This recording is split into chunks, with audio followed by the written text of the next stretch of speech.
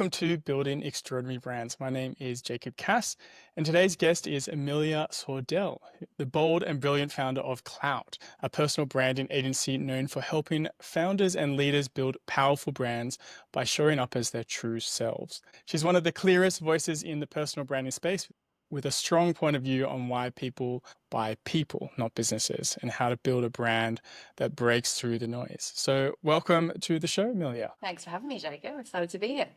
Yeah, I'm excited to tuck into this. But for those who don't know you and Klowt, like, what's the story behind you launching Klowt? So it's interesting you introduced us as an agency because we are no longer an agency. It's been like a real evolution over the last, 5 years.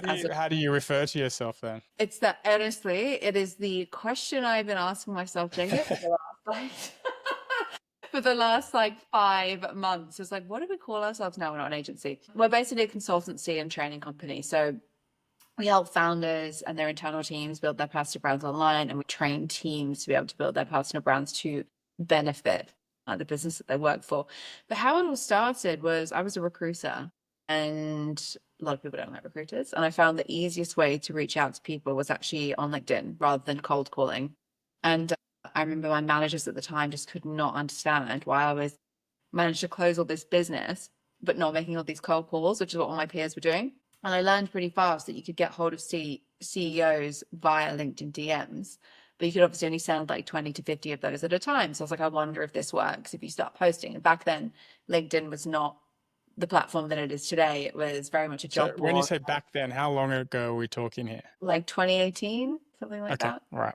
Good. Yeah, 2017, maybe earlier, actually. I started doing when I was a recruiter. It would have been probably 2016, 2017. And so I started posting content and got like a really good response from it. And then because I did such a good job of that, and then was rehired by my then CEO to basically take over the B2B marketing side of the business. And I had this great idea from obviously being a recruiter for all that time to get all the recruiters in the business to post content, because it was abundantly clear to me that people buy from people. You said in your lovely introduction. But more importantly, when you are selling a service like recruitment, people really do buy from people. There are a bazillion recruiters worldwide, 40,000 recruitment companies in the UK alone. So that's including one-man bands all the way up to like thousands of people and employed people in one business. So it's a hugely competitive market.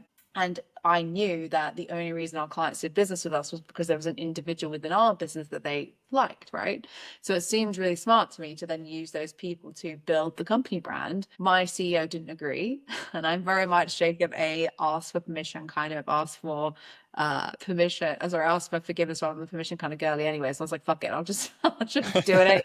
Just do it. And yeah, and it went really well. I went from like 1,500 to 8,000 connections in about 3 months, and then was headhunted to go and join a private equity company that invests in recruitment companies to do something similar for their portfolio brands.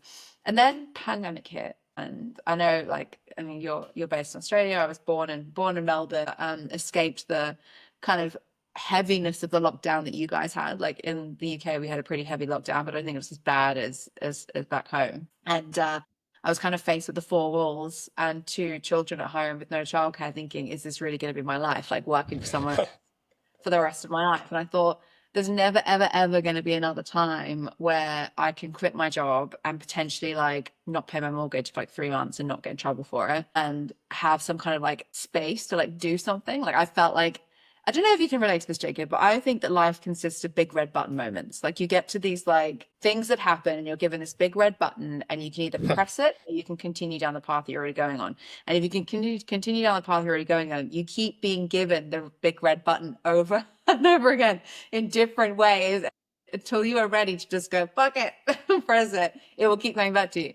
And I felt like that was my big red button moment. And I was like, fuck it, let's see what happens. And then I quit my job, started the agency on a Friday, announced on LinkedIn that I had launched this business on the Monday. The following week, first 2 clients by that Thursday.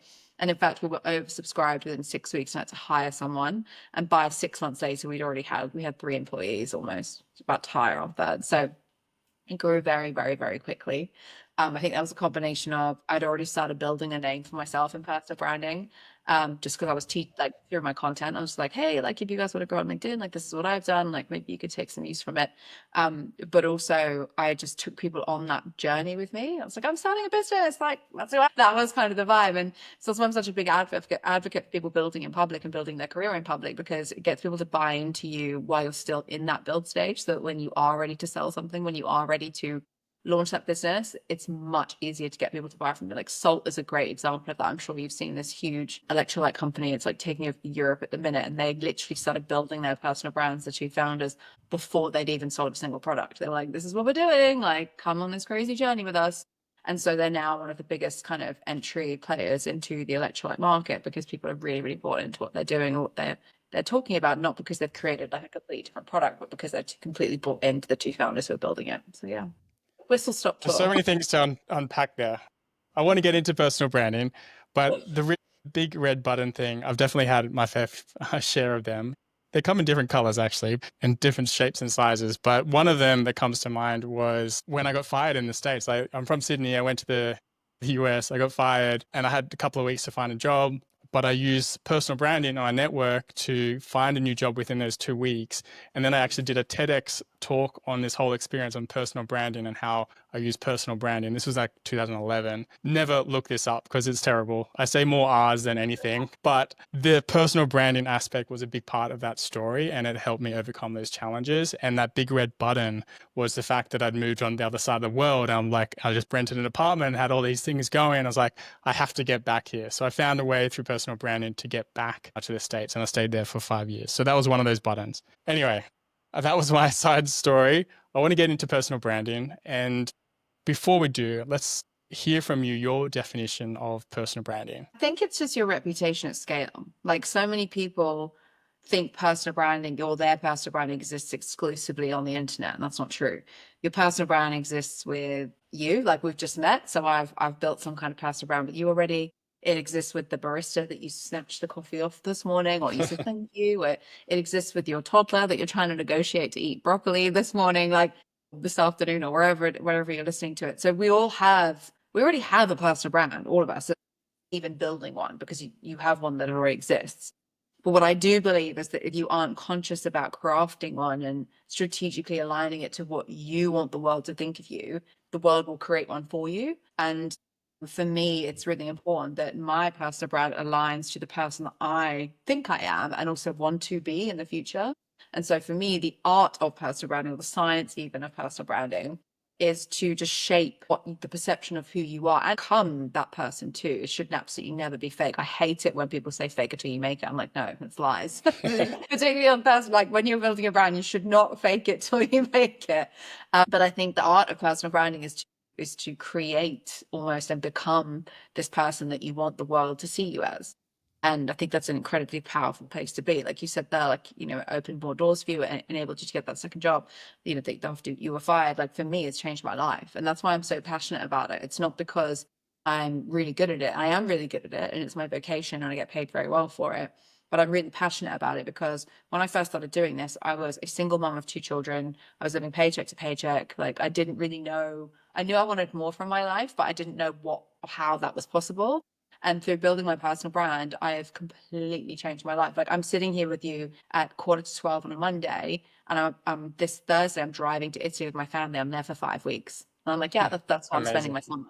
Like I show me another way that is possible without being the person in your space where opportunities just come to you so you can do the fuck you want with your life. Like I can't even articulate how much it's changed my life. And that's why I'm so passionate about talking about it and talking about it with you, Jacob, and anyone else who cares to listen. Yeah, and that's why you're here, and that's why you're on the show. I want more ears on this. And you mentioned one thing about what people get wrong, but I'd love to know a little bit more about what people get wrong. What did you say before? You said, I can't remember exactly what you said. I wrote it down. I can't read my writing. Build one instead of craft one.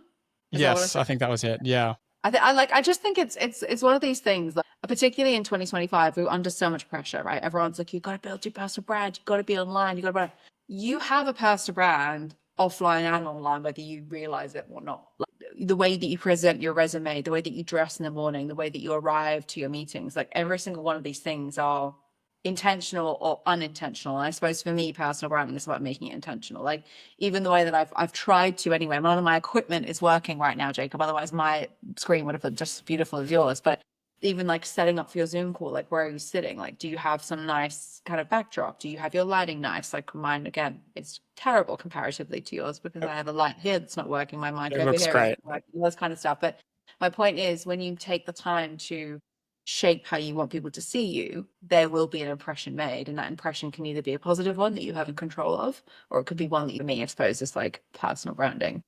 Yeah. I now realize what I wrote. That you said one of the things was faking it until you make it. You don't agree with. And then I was going to ask, like, what else do people get wrong, which you kind of touched on.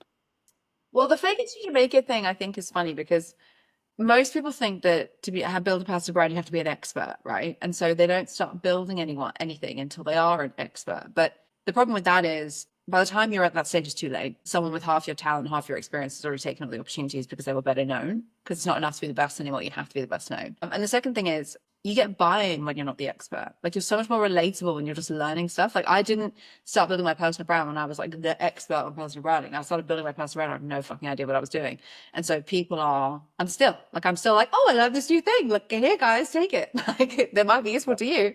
And I think that's so much more relatable, so much more interesting, so much more honest. In a world where everyone is like, I'm the expert, I've gone from $0 to $20 million in 12 months, and you can too with my course at $599. Like it's all just everyone lies and everyone fakes and everyone over exaggerates and everyone wants to present this like overly polished, overly perfect version of themselves, which isn't authentic. Actually, authenticity, as much as it's like the biggest buzzword of 2025, is actually the root of everything. And we know that not just by the fact that we relate to people who are more authentic. I think we can all agree with that, by the fact that there are actually scientific studies done on how authenticity as a frequency that is admitted by people, because you can measure emotions and things like that via the frequency in which they're emitted from the body, is 4,000 times more powerful than love and hate. And it's the reason why when you meet someone, Jacob, you'll just be like, oh my God, I love that person, or oh my God, I really don't like that person. And it typically comes from the fact that you believe they're being authentic or inauthentic. And that's your body's response to that, right? And that's your gut's response to that. So if you're waiting till you're an expert or you're pretending to be one before you are, the problem with that is automatically people get like, I don't like this person's not legit. So be your chaotic, messy, unqualified self, because that's actually where the magic happens, I think. Absolutely. And you often talk about like branding with your face. So just for people running business brands out there, why do you believe that it's so important to have a face to the name? Well, I think first and foremost, just like some baseline stacks. Individuals on social media get 561% more reach than the company brand online. I love all these stats you just pull out of your head. It's like, you've said these before, 4,000 times. But like they're because I always get asked by CEOs, they're like, why should I be doing this? And I'm like, let me just hear you some facts, dude. Bruce, listen to this. And it's a lot more convincing. So 561% more reach. You could share the same content on the founder's LinkedIn, let's say, versus the company LinkedIn, and it will get 24 times more reshares. It will get 8 times more engagement. Also, about 82% of people said they'd rather buy from a follower whose founder they followed online. So when you pair all of that together with the fact that influencer marketing is like at its peak, the fact that we all read TripAdvisor before we book a holiday, the fact that we all look at Trustpilot before we will purchase a service, we all look at all the Amazon reviews of that $12.99 bulb that we need to replace our light with before we purchase it. 92% of people trust the opinion of a person, a complete stranger, over a company brand online. So this idea that like you can found a business and like be behind the scenes, like that's cool, that's for you, not everyone has to do it, but just know that there'll be someone who's competing against you who has a founder who probably isn't as talented as you, who probably isn't even as qualified as you, but will build a bigger business than you and a more successful one because they get more attention. And attention is the number one asset in business, period. That's why companies spend so much money on ads. It's why brand agencies exist, right? So why would you want to not do that for free? That's like, that's that for me. I'm just like, it seems dumb. So we've have a lot of words here like perception, reputation, authenticity, attention. How do you actually get started with all this? Like if someone hasn't got a personal brand yet, like how do you get them started with the process? I mean, it's a good question. I always start with people's goal. And the goal can be as little as I just want to be consistent. Like I want to post some content consistently, or maybe I want to make my online image match my offline, or maybe it's like it could be even something really grand, like I want to write a book, or I want to exit my business, or I want a legacy plan. It just all depends on the individual. So starting with a goal is a really good place. And it could be new leads, right? That's where most founders start, is they start with, we Yeah, need I was leads. gonna say, I just want more sales, like more leads, more sales, Want more more this. sales, right? And then you kind of reverse engineer it from there, like with any good marketing strategy, right? So, okay, that's your North Star. What needs to happen for that to make happen, like that actually to be achieved? So if you're trying to win new business for your company, okay, so who do you need to attract into your company to make that business happen? Okay, cool. What do they give a shit about? That's really important. And then the final question is, okay, what do you know that's going to help them achieve what they want to achieve? So, for example, I want to be the queen of personal branding. Obviously, in order for me to do that, I need to win more business, right? So I need to get more leads into my business to be able to convert those people to pay for my, endeavors. Who are the people that are building their personal brand? Well, typically it's founders, it's freelancers, it's burned out 9-to-5ers who want to go full-time self-employed, people who want more from life, people like me, to be honest, 6 years ago. Okay, so what do they give a shit about? Well, they give a shit about stories. They give a shit about transformations. They want to see that it's possible for people just like them. They want advice as well. They want education.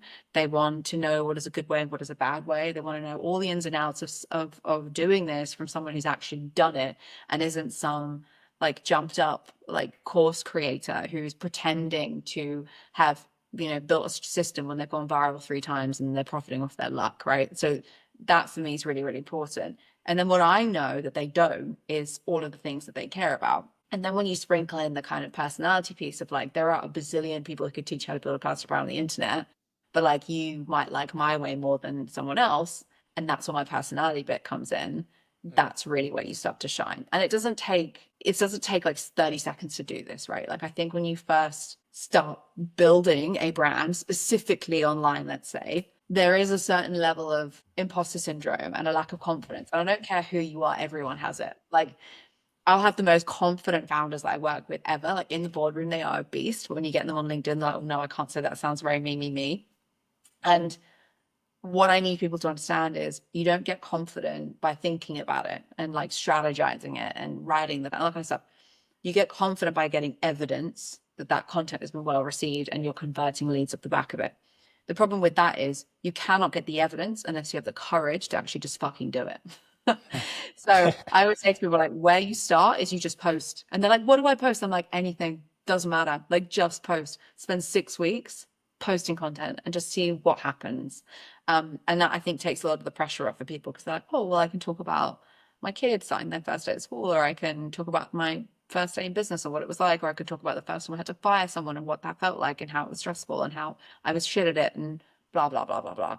And then what you find is over that 6 weeks, your confidence gets built a little bit because you posted something and like the world didn't end for starters. And then the second thing is you start to get to know what you like talking about it too, which obviously typically will line up with the things that you need to discuss to be able to get your outcome.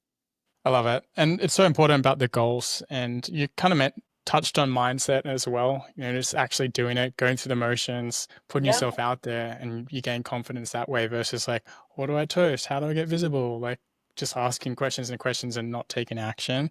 Talking about action, I'd love to talk about some like tactical things now. You're on LinkedIn quite often.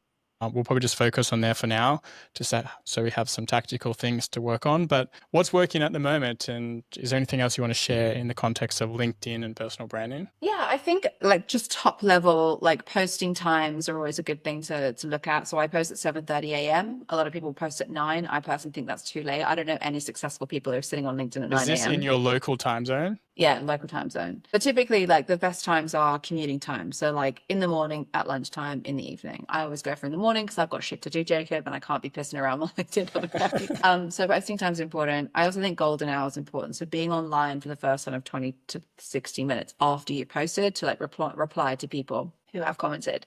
2 reasons. One, it's polite. Like if you're going to be posting content and be like, give me engagement, the least you can do is reply to the people who've given it to you. But the second thing is, when people leave you comments and then you reply to their comment, LinkedIn sees that as 2 comments, which means that it's going to see that your content is a better piece of content. Therefore, it's going to push it out to more people.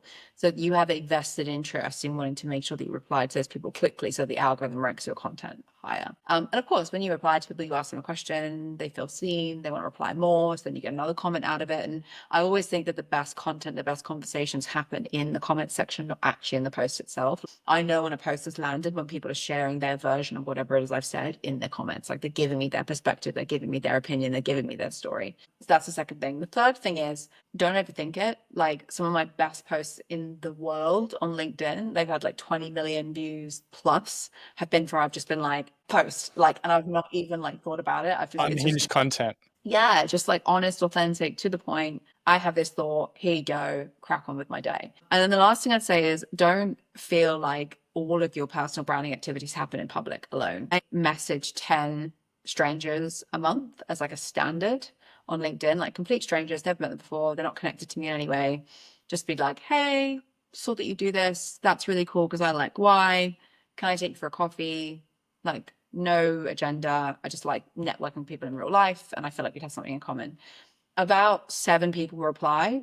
About 3 of those will be like, no. The ones that don't reply probably think I'm trying to sell to them, and so they just How are ignore you me. choosing these 10 people? I just pick who I think is interesting. So I have like a set criteria of like, I need to either be valuable to them or, and there needs to be some kind of value exchange, like whether it is they're at my kind of founder level, or maybe they're much more successful than me, or maybe they're like a new startup founder that I think I could maybe help. I've met someone in a mentorship capacity doing this. So it's just people that I think would be good to have in my network and good to have in my black book, right? Are you finding them through comments or like Sales Navigator or friends of friends or? No, I literally just go and find people either through, yeah, you can use Sales Navigator, but I mean, to be honest, it's much easier to just find it through other people that you like. So if you've got a connection that you really get on with, just having a look through their connections or looking through a creator who you really like, who they follow and who they're to, it's just a great way to find really cool people. Also, like speakers at events is a great way to do it. So if I am speaking at an event, I will go and message all of the other people who are on stage being like, hey, sorry, I missed your talk. I was actually like busy that day, but I actually spoke the day before. I'm speaking today, whatever. Anyway, would love to grab a coffee. Sorry, I missed you. Let me know if you're free. And that always ends up in a handful of coffees at least. And it means that I'm creating these relationships with people offline. And I've had more of an ROI than I have from really posting content. And I think people overly underestimate doing the unscalable things with their personal brand because everyone wants scale. Everyone wants like, I post once and it goes viral and everyone sees me and I'm great. And actually, I find that the best things that you can do are shaking people's hands and looking through the whites of their eyes, or like DMing an individual that you think is interesting, or sharing a piece of content with someone who you maybe met once, being like, oh, I thought you'd like this. Or another thing is like connecting other people. So if I meet you, Jacob, and then I meet someone else who I think you'd get on with, I'll be like, oh, here you go, like intro guys. Like, I think you guys will like each other. And those are the things that I think tactically people don't do because they're like, oh my God, it takes loads of time. And I'm like, yeah, but it also completely replaces my business development, which means I'm not spending hours and hours and hours and hours and hours doing outbound calls, outbound emails. Like everything just comes to me. That's because everyone knows me for being like a connector, a confidence booster, the personal branding girl who knows like everyone, you know? So yeah, I mean, tactically, there's a ton of things I could cover, but I think that's the thing that a lot of people skip over because I think it takes too much time and therefore they don't do it because it's so hard. And the one thing I'd say there is that everything is hard. And if it's hard for you, it's hard for me, and it's hard for you, Jacob, and it's hard for everyone, which means that people who are willing to do the hard stuff have a massive competitive advantage because 99% of people will not do the hard stuff. You have to choose your hard. It's hard also not having a network. It's hard not having a personal brand. There's so many things there that talk to branding, right? It's long term and it's little increments over time, building up 10 a month. That's 100 over a year. And that's, snowballs when you connect all the dots. And then, yeah. So it's And then business development in action. people who know people who know people. Like it's like I won it would probably be a $36,000 workshop contract with a massive enterprise organization very recently off the back of just having coffee with someone. And I was like, hey, like we had a coffee, we got on really, really well, stayed in touch. And then he got back in contact like 6 months later and was like, actually, someone was mentioning this to me the other day. I thought should have a conversation with them. He then linked them up with me.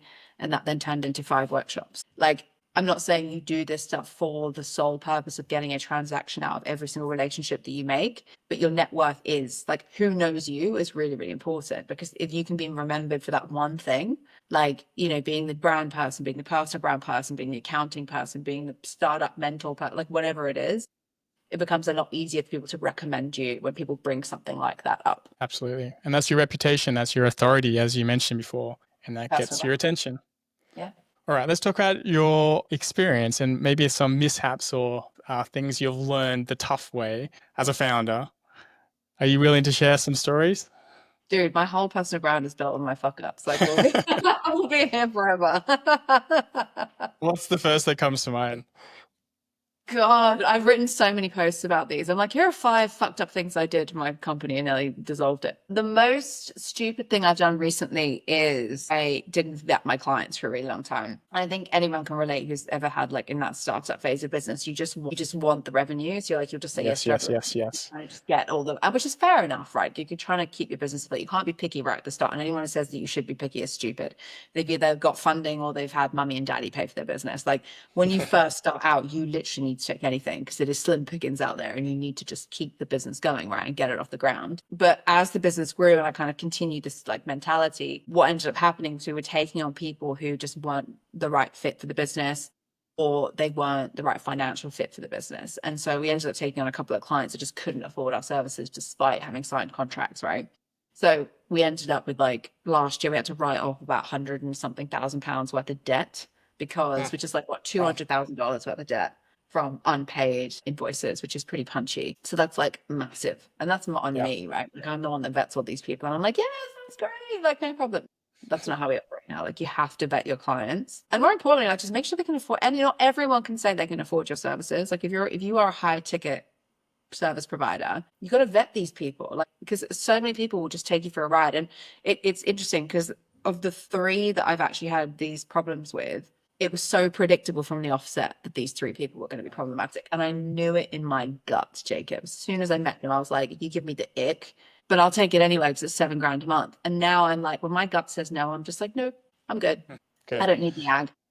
So how are you vetting it? Is it just a gut feel, or do you have an It's actual yeah, definitely process? gut feel, but it's also like just do your research on the company. Like look into their company house filings or whatever the equivalent is in the US or Australia. Like are they in debt? Like most of this information is quite publicly available, particularly if they've had like a recent like filing. You can look this kind of stuff up.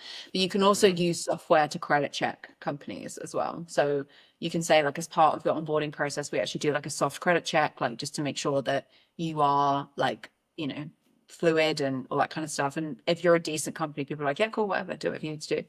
But if you're not, they're like, oh, well, why do you need to do that? And it's like, well, to protect our ass, obviously, because a contract means absolutely nothing if you've got no money to pay it. We actually Exactly. wind up a company because they got themselves into so much debt, not just with us, but with like 5 other suppliers. That we actually in the UK you can put in a notice that basically says if this company goes insolvent, we want to get paid first. And if there's no money to pay, then basically the court orders the company to get wound up.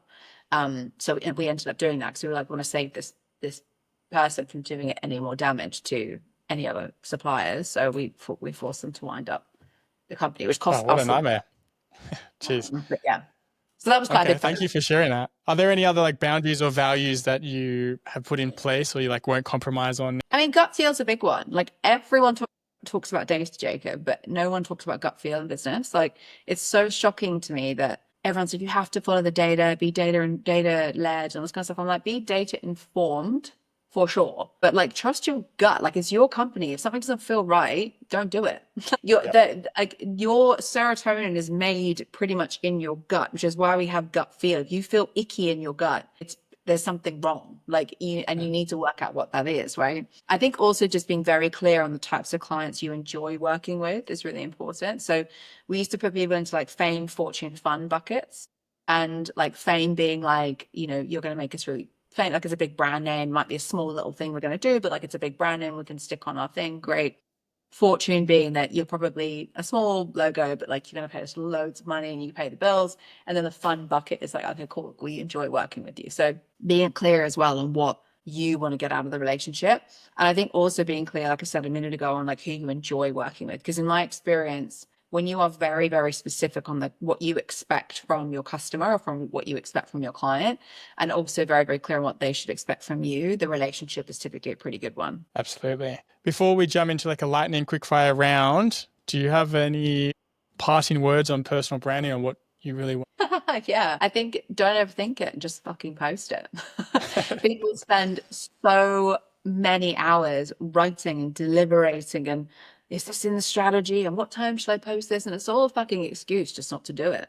Like honestly, it really is. Like I need the right workout plan. I need the right diet. No, you just need to go to the gym now, this very second. Like stop putting it off. Stop reading. I'm not going to say stop reading because you can buy my book called The Personal Branding Playbook. Once you've read that, you can then get to work. But like my point is like don't read stuff. Don't just do it. That's how I learned how to do this, and that's how anyone who has ever built anything of any kind, whether it's Steve Jobs or Elon Musk or Mark Zuckerberg or Sarah Blakely or whoever, they just did it.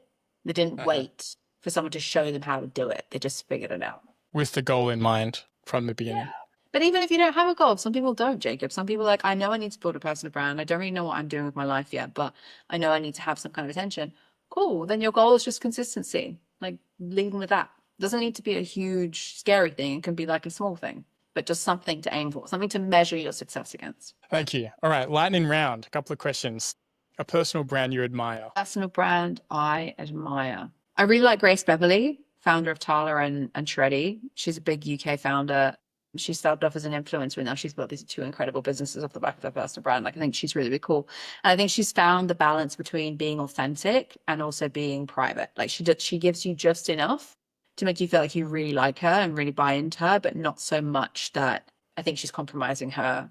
Another personal brand I really like. Who's the person I've been following really recently? It's going to sound like a real cliche. Gary V actually inspired me to start posting content. It's so funny. I look back now, I sent him a DM in like 2012, Jacob, and I was like, you're so inspiring. I started building because of you. And hilariously, I actually spoke on a stage with him last year and met him. And I was like, this is super awkward, but like, I actually do. I'm doing 2020 and you ignored me. And he's like, oh my God, we were talking about stuff for like 10 minutes. And I know it's cliche and such an obvious answer, but like he really understands the agenda. Like he gets the assignment. It's like put content out, the same message over and over and over and over and over and over again. You don't need to change it. You don't need to share your personal life. You don't need to share pictures of your kids. You just need to show up and bring people into your thought process and bring people into your way of thinking, and they will either like you or not. And he's absolutely cool with that. And I think he is this oversimplified. If you're looking for a simplified playbook on how to build your professional personal brand, I think Gary is a great blueprint. Who are other people I like? The thing is, I like lots of people like in that moment. You know, I don't really have like favorite creators. I have people that I'll see in my feed who've got like no followers, who've like, I can see you doing like really cool shit. I'm like, I like you. I want to follow you. I want to see what you're up to. I like Agony Aunt on Instagram. I think she's a career Agony Aunt. She's really, really cool. She's like an ex-corporate girly turned like mentor for people who are trying to get out of corporate UK, corporate America. And she's just very honest and relatable about like what it's like. And I think that's cool content. And here's one for you. I love Shelby Sapp on Instagram. Shelby is a sales trainer. So she sells, sales training courses. And she's found this really smart way, because I talk a lot about funnels with your content, like creating a funnel. And I notice her content, she posts twice a day. And in her content, she posts one education and then one like aspiration. So she's like, here's the education. Here's what you can achieve if you do that. Here's the education. Here's what you can achieve. So she's like, here's my amazing life. Here's my amazing life. Here's my amazing life. Because I followed this stuff, and people go mad for it because they're learning something, but she's also showing them what the golden ticket looks like if they do it.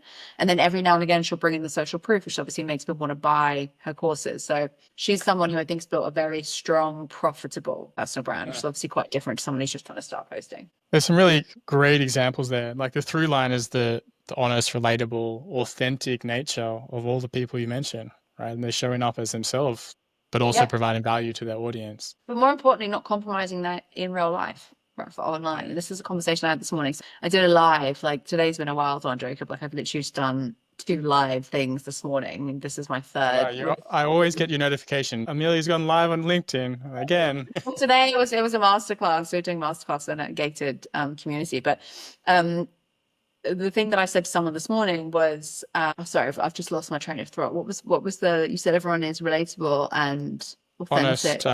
authentic. Somewhere I was going, somewhere it doesn't matter. I'm sure I'll come back to it in about 3 seconds before we're about to cut time. And I'll be I like, was just saying all the personal brands had that kind of common thread between them. yes. All right. So definitely wasn't quick fire, but I love that conversation. It was good. Sorry. So what's one thing people should stop doing on LinkedIn? Using ChatGPT to write their comments. Oh, bloody hell. I'm with you on that one. What is the point? Yeah. It's I'm on social horrible. media. Let me just use the most unsociable way ever to communicate with people. Honestly. I can't believe it. All right. A book or resource that shaped how you think about branding. Oh gosh, there's so many. Probably, is it Purple Cow by Seth Oh Godin? man, that's me too. Yeah, it's a great book. Really, That really was one great of the book. first business books I read. Purple Cow by Seth Godin, and the whole idea of differentiation, standing out. I love Yeah. that one. All right. The last one, something most people don't know about you. Oh gosh, I am a collector of all kinds of weird freaking shit. Like you can't see it on my shelf up there, but I've got a Victorian police truncheon with like paint missing out of the top of it from where they clearly like bashed people on the heads. I've also got like a ton of like gold Roman coins. I've got a megalodon tooth fossil next door. I've got like it's like 90 million year old shark tooth that's like this big. It's insane. So the jaw must have been like Wow. enormous. And then I've also got a letter from Ronnie Cray, as in like the Cray twins, from prison to someone, and it still smells like cigarette smoke, which is really cool. I like weird and wonderful Can't things. see the through line through any of these things. No, but I just like weird shit. I like weird things, stuff that's got a story. I like stories. I like history. Yeah. So anything that's got some kind of history. So like I'm reading I love reading about like Greek mythology and like World War II and World War One and like the monarchs throughout history. Like I just love history. So yeah, I've got my eye. I want to get like some kind of T-Rex like jaw piece or something next. That's going to cost me a couple of grand. My fiance took me for Christmas. This just sums me up, Jacob. Okay. For my Christmas present, he took me on an archaeological dig to dig up a Roman villa in Oxford, not too far from where we live. And honestly, it was the best 2 days of my life. Like I was such a happy girl.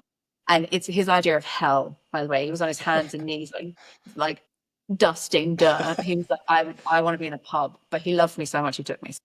That's probably something that a lot of people don't know about me. I think the through line there is storytelling, right? And it relates so much back to branding. Yeah. Yes. Yeah. We come full circle here. Thank you. No, I love how you find a segue. So way to make it run. All right, let's wrap up. Where can people connect with you? And if there's anything you want to plug, please do. This is the chance. And yeah, a big thank you for sharing your wisdom on personal branding. Well, thank you for having me. I am very fortunate from a personal branding perspective, Jacob, to be the only Amelia Sordell in the world. So you can find me at Amelia Sordell on Instagram, TikTok, YouTube, LinkedIn, and ameliasordell.com. And then also, just as like a free resource, really, we do a weekly webinar for anyone who's trying to build their personal brand. And it's just a free hour where I audit people's content. They get all the valuable information that they need to be like flying, but also you learn because we're auditing someone else in real time. And also it's just the most amazing community. Like every time, I mean, as you said, you saw my LinkedIn lives, they're now moving over to webinars. And every time I do them, the community is so supportive. We do this little segment at the beginning, Jacob, where we're like, everyone share your little win. Like, what was your little win with your personal brand today or this week? And everyone's like, I want my first client. My first post went viral. Like, and it's just so cool because no one knows each other, but everyone's like, yes, Jacob. They're so happy for you. So yeah, if you want to be a part of a supportive, free community, because everyone says community, but no one ever really builds one, who are all building their personal brand and all going through the same trials and tribulations as you are, then you can come and join us for free. They're relaunching on the 10th of September, and you can go and register at ameliasordell.com/live. So yeah. That is awesome. Thank you so much, Amelia. Great conversation. Thank you. Thank you again. Thank you so much for having me. Building extraordinary brands.